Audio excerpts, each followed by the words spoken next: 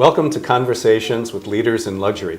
I'm Greg Furman, founder and chairman of the Luxury Marketing Council. Since 1994, 1,000 luxury brands in 43 cities worldwide, some 6,000 CEOs and CMOs today.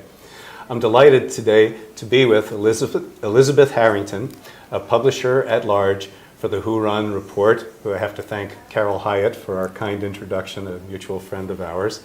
And Elizabeth, it's really a treat to see you again. Thank it's been a while, and good to see thank you Greg. so much for joining us today. Pleasure as always. You're looking chic and elegant as usual. Thank you.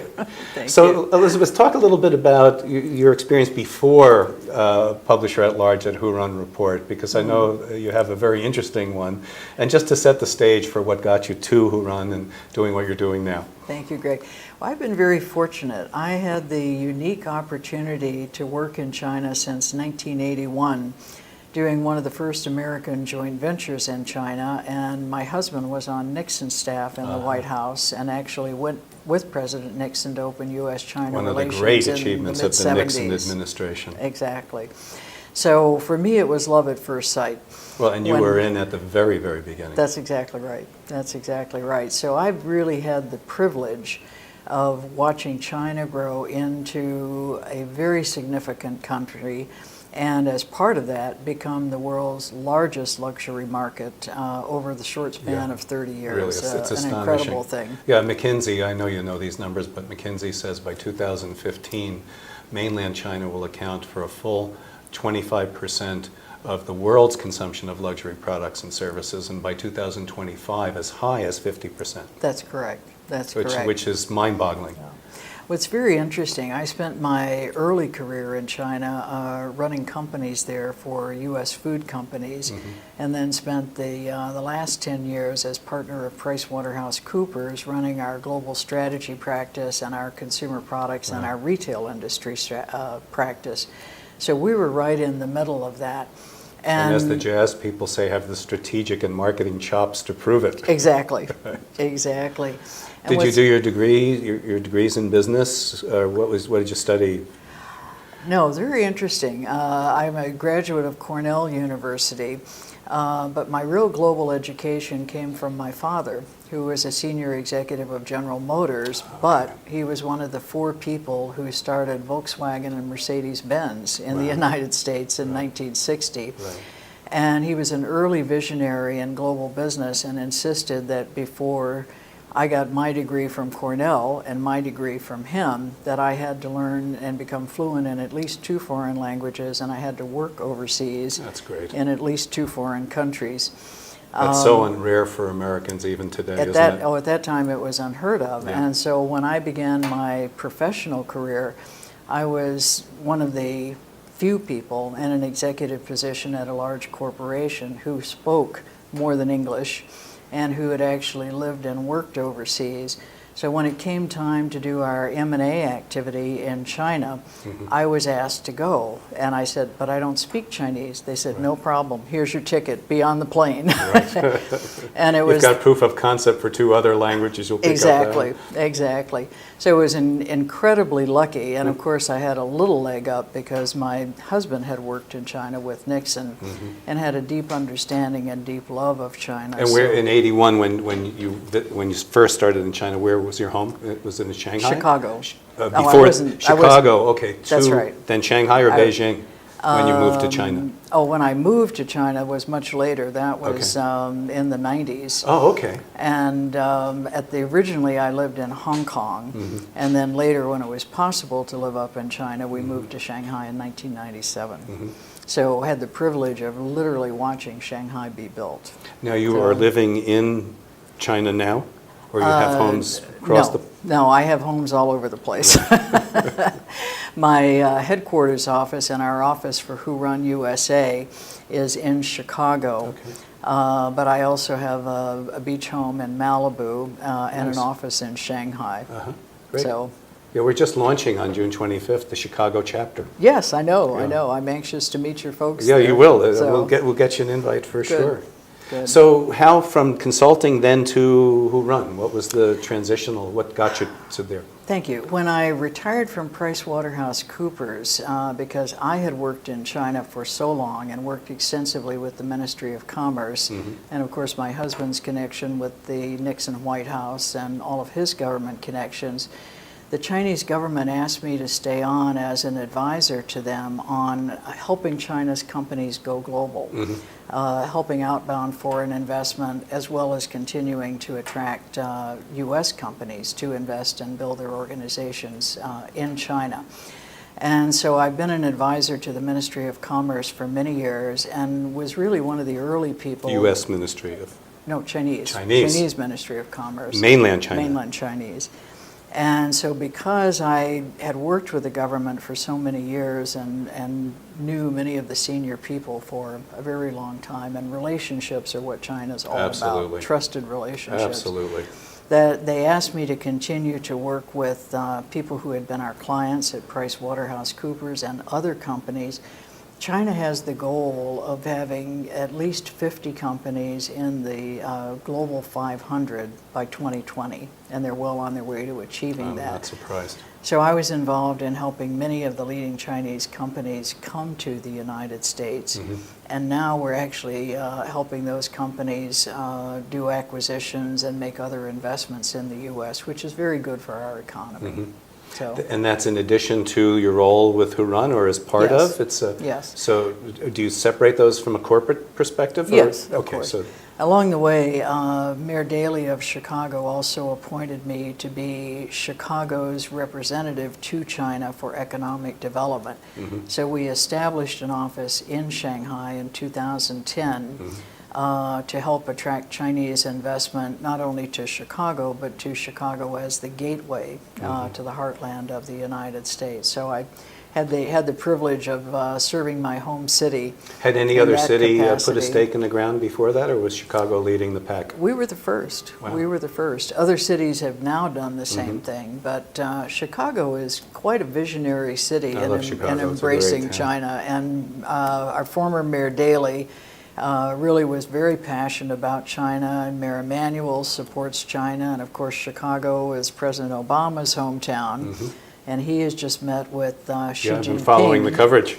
last weekend, and you know that Xi Jinping, China's new president, is quite unique in that he has actually lived in the United States. Yes. He's the first Chinese president that's actually ever lived in the U.S., and he lived with a family in Iowa, which we consider the western suburbs of Chicago. So we considered Xi Jinping and Obama kind of brothers from Chicago. That's one of the great things about the Midwest, broadly speaking, is plain speak. That's so right. if one is going to be somewhere, that's a very good place to avoid the urban baggage. Exactly, Right. exactly. So we're very honored that China's new president has spent time in the Midwest, and Great. very pleased that Obama could meet with him in Palm Springs last weekend. So talk a little bit about your connection with Who Run and what it is and the vision of Yeah. it, and had it existed when you came on board? Or? Oh, yes, Yeah, okay. yes. Who Run is a fascinating company. We were all working in Shanghai in the late 90s when Shanghai was really at the beginning of its development. And the China open door policy didn't start until 1992 with Deng Xiaoping, and that was the first time that private enterprise was possible in China for many, many years. And the Chinese government shifted its focus to developing Shanghai in about 1995, and Pudong, Sure. the modern economic center, began development in about 1997. So we were all working together in Shanghai in those early days. Rupert was at Arthur Andersen, I was at PricewaterhouseCoopers, and Sinclair Liu, who is the China publisher, was at Procter & Gamble, one of the great research companies in the world. Yeah. Rupert and Sinclair were visionary enough to see that China private enterprise was really starting to take off, and that these new private enterprises were becoming very successful, and a new class of highly wealthy people was beginning to develop in China. it really was like the United States in the 1950s or the 1850s. I often make those comparisons with when Exactly. my father was coming out of the war, and there was this, you feel it in mainland China, that incredible energy of wanting a better life. Exactly. It's palpable. That's exactly right. And where everything was being built, there were no roads, there were no airports, there were no department stores. Yeah, they had no problem about crumbling infrastructure. Well, no, theirs is better than ours now because it's all brand new. Exactly. I mean, they didn't have to build over it, is what I was trying to say. No, that's exactly right. So in the late 90s, China needed everything. And any business that you started, if you were a reasonably good businessman, could become very successful. And so we were working with this early group of entrepreneurs and business owners and sharing with them what we knew about Western business methods, what was helpful in making a business successful. I think what maybe made us different than some other people is we respected China. And we didn't say, we're here from the US or from Europe to tell you how to do it. We said, here's what we've learned, here's what we know. Let's put that together with what you know, and best of East plus best of West equals something new and better than anyone has ever dreamed of before. It really is. So we were all working with these young entrepreneurs together, and over the last 20 and 30 years, those companies have gone on to be enormously successful. You now have companies, I'll just name a few, Haier, which was China's first home electronics company, which is now one of the #1 companies in the world. They have offices here in the United States and the Carolinas. BYD, Build Your Dream, the finest electric car company in the world, now has offices in Los Angeles. And Wanshan, which was a leader in auto parts and now in solar energy, established their headquarters in Chicago. All of this happened in the 1990s. So what we now see is, because of the tremendous growth of China and these global Chinese multinationals starting to grow, that they are coming to the U.S. to invest. We're very fortunate that as the Chinese travel around the world, they go to two places. They go to the U.S. and they go to France. But their first choice is really the United States because of the education of their children. Yeah. What drives Chinese investors and China's wealthy to the U.S. is the desire to bring their children to our outstanding educational system. And it's not that China's educational system isn't good also, it's just different. Yep. It's more of a rote learning system, whereas our educational system promotes creative thinking. Yep. And what China needs for its future is innovation. Well, you know, for years, 11 years actually, I created the first graduate school course on luxury marketing at NYU Stern. Oh, interesting. And one of the things, to your point, that was really outstanding about the experience is that we're a third of the class tended to be young Chinese people who just knocked the cover off the ball in terms of their wanting to know, their seriousness, and their mastering of another completely and difficult language. Exactly. Well, education has always been highly respected in China, and the desire now is to add the Western perspective on education, which is more about critical thinking and innovation, on top of the Chinese base of just soundness in mathematics and science and discipline. Process, almost Confucian sense of order. Exactly. Yeah. So Hurun is really following its readers to the United States. We're following those businessmen who are now coming to make investments, such as the purchase of the Smithfield Ham Company by China's largest pork producer last week. Recently, And then also these entrepreneurs are bringing their children to the U.S. to be educated. And what sets Hurun apart is Hurun does two things. They have an outstanding research department, again, because Sinclair Lou came out of Procter & Gamble, which is a leader in consumer research.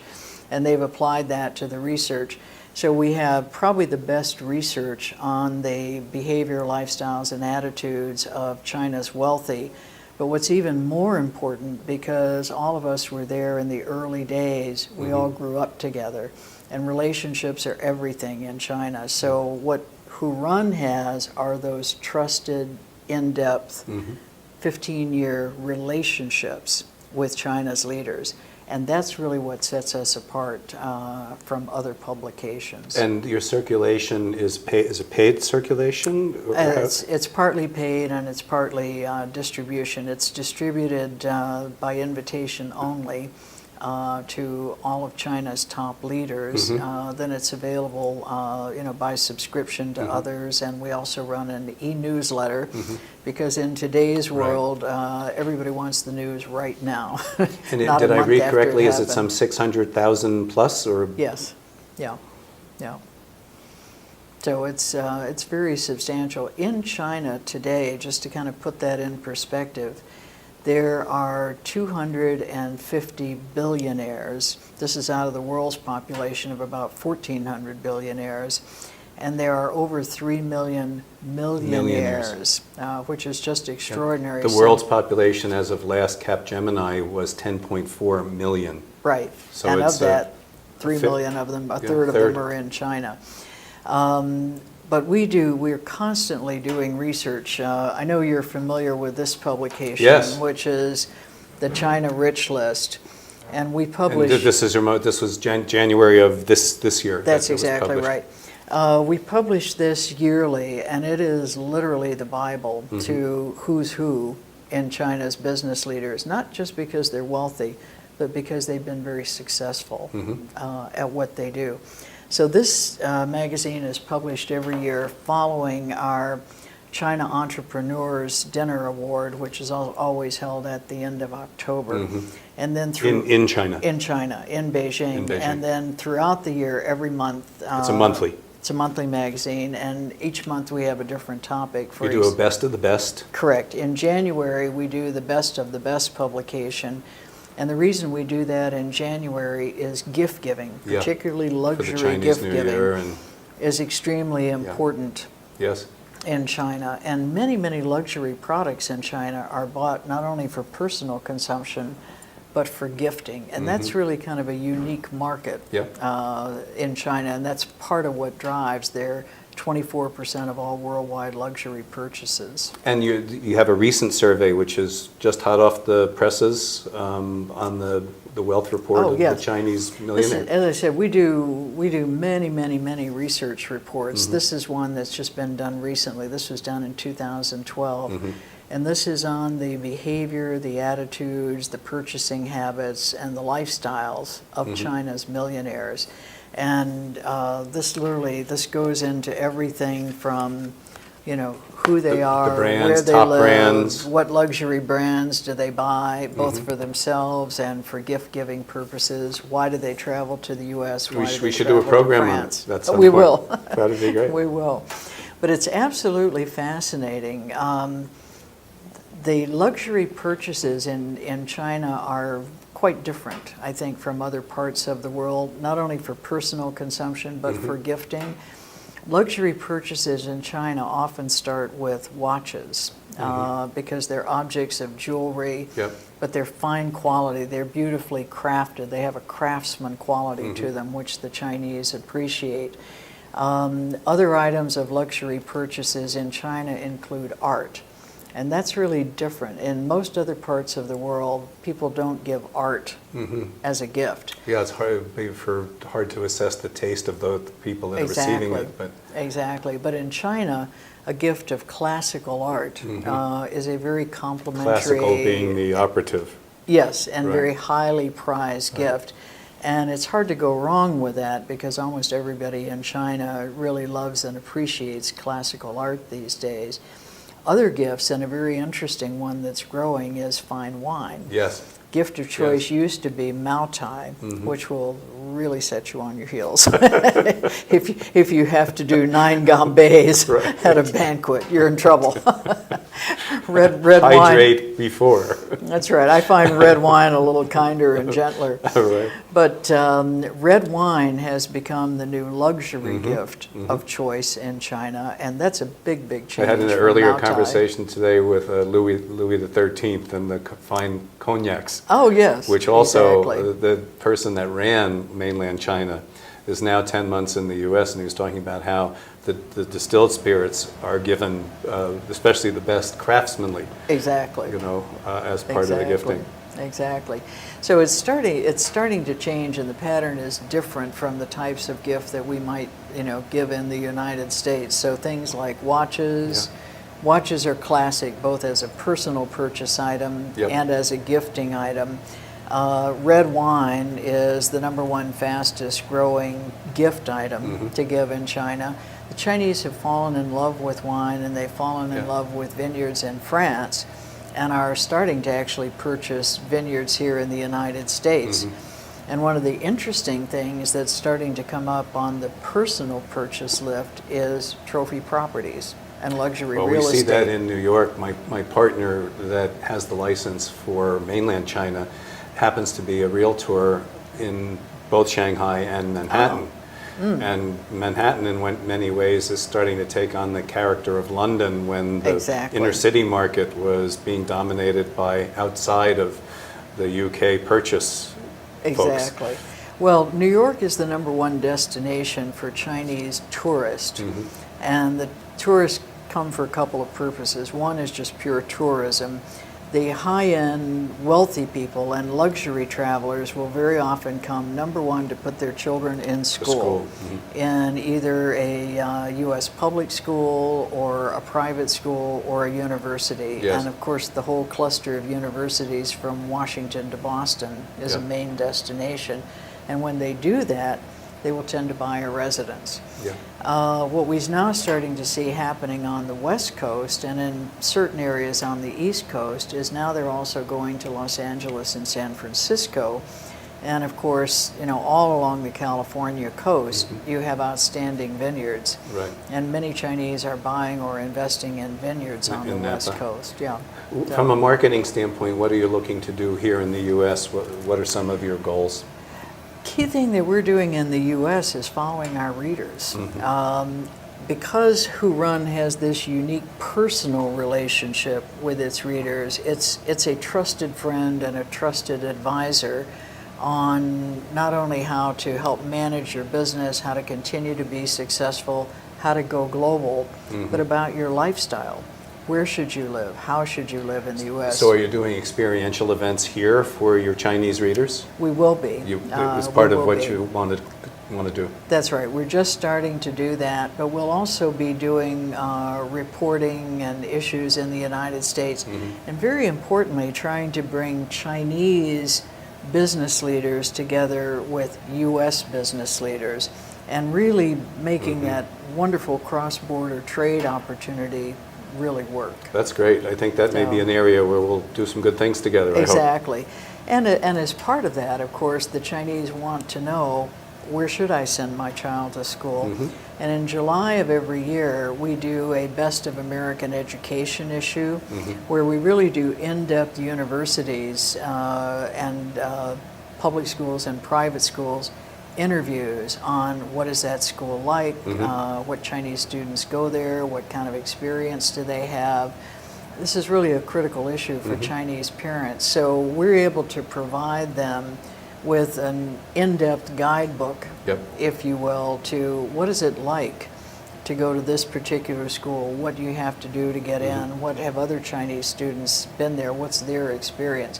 Each parent, of course, has to make their own choice about what's right for them and their child, but as a trusted friend and advisor, we try to provide guidance. It sounds to me like there's an enormous opportunity to partner with luxury brands. Absolutely. To bring the brands together to educate and broaden the awareness of the value of the brands. Absolutely. Through experiential types of events. Do you do that much in China? Is that part of your strategy there, yes. I would assume? Every year is part of the best of the best. Going into Chinese New Year, we report on, we don't decide what are the top luxury brands in China. We report what our readers think are the best gifts, the best things for personal consumption. And do you do experiential events for the top buyers in partnership with brands? Absolutely. Again, our job is to showcase the opportunities and the option. It's the reader's choice of what's most appropriate for them. But we do events with watches, with wines, with fashion, with cars, with polo, which is now becoming part of the lifestyle, Sure. with schools, as we've discussed, more and more with real estate and trophy properties. So, Well, it sounds like a great basis for us going forward. absolutely. I think one of the luxuries of doing this is meeting people like you and seeing how fast a half hour would go. Right. I feel like we should do a part 2 at some point. We'd love to do And that. maybe talk a little bit more about the market, get a little deeper into the marketing side. Perfect. Personally, what's your luxury for yourself in your life when you're not involved in all of this? My definition of luxury is an object that is of wonderful quality and wonderful craftsmanship, that really is a work of art. And it doesn't need to be expensive. It just needs to be something that is a beautifully, beautifully crafted item. And I think passion has a great deal to do with what you consider a luxury. Many people in China, now that they have the opportunity, are beginning to collect things that they love, things that speak to them, and things that they enjoy. So to me, luxury is something that's beautifully made and well crafted, and that speaks to me with passion. It doesn't have to be expensive. Right. I think people think luxury means high price. That's not necessarily, true. Yeah. And often small things that are not experiences that are Right. not necessarily expensive, but Right. as you were saying, every once in a while a good nap or a good rest is Exactly. a good thing too. Well, and interestingly, that's something that I've learned from my years in China. The benefits of meditation, the benefits of really focusing, and that's why I have a beach house in Malibu. That's it. I sit and meditate over the ocean That's, and wave to my friends in China That's across that's the a pretty Pacific. good definition of luxury by anybody's standards. I was hoping you would ask me what fashion brands I wear. What fashion brands do you wear? Chanel, Chanel, Rolex, yes. and Levi's jeans and flip-flops in There Malibu. you go. Hair down. Well, listen, it's a treat to As speaking always. with you. I really enjoyed As it. always. We'll do a part 2. Thank you. I really appreciate your being here, and we have Wonderful. to say hi to Carol Hyatt for I me will tonight. do that, and All right. we'll bring Rupert and Sinclair That to sounds talk like a with you plan, soon for as sure. well, All right, over thank- some good Chinese food. It sounds like a good deal, and maybe some Louis XIII. Exactly. At the Thank end. you, Greg. All right, thank you too, Elizabeth. Bye-bye. And thank you all for joining us at Conversations with Leaders in Luxury. Today, the delightful opportunity to spend some time with Elizabeth Harrington, the publisher at large for Who Run Report, and appreciate each and every one of our viewers' investment of your time and the luxury of your company. Thanks for joining us.